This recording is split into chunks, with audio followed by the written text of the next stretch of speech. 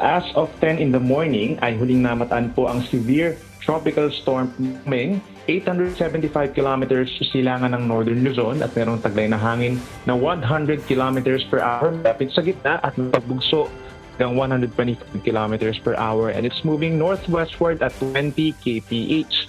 Based on the latest drop of pag-asa kaninang tanghali, we're not seeing any landfall scenario or hindi naman po ito tatama sa ating kalupaan at wala rin inaasahang direktang epekto. Simula po ngayon hanggang sa Lunes, babagtasin po ng bagyo ang hilagang bahagi ng Philippine Sea and eventually itong Okinawa, Japan sa may southern islands of Ryukyu hanggang sa makalabas din ng Philippine Area of Responsibility sa araw ng Lunes. Sa ngayon din po wala tayong tropical cyclone wind signal, subalit aasahan yung habagat or southwest monsoon na nagsimula na pong umepekto sa ating bansa for today at magpapatuloy yan sa susunod na mga buwan. We're expecting itong southwest monsoon magdadala po ng mga pagpulan for today dito sa may western sections from Western Visayas, Mimaropa, Negros Island region, Bangsamoro region, kaya din pang Lanao del Norte, Misamis Occidental hanggang sa may Batangas. Merong kalat-kalat na ulan and thunderstorms.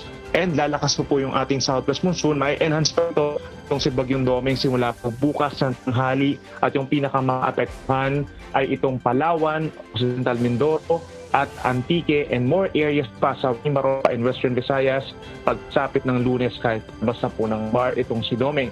Si Doming din po nagdadala yung trough o yung outer part nitong bagyo sa may eastern sections ng Luzon and Visayas.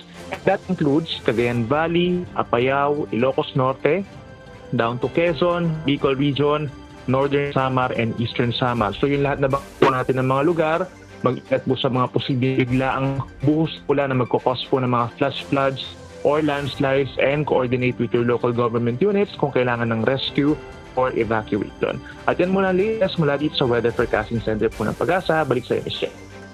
Maraming salamat, BNC Resident Meteorologist Benison Estereja, for that weather update.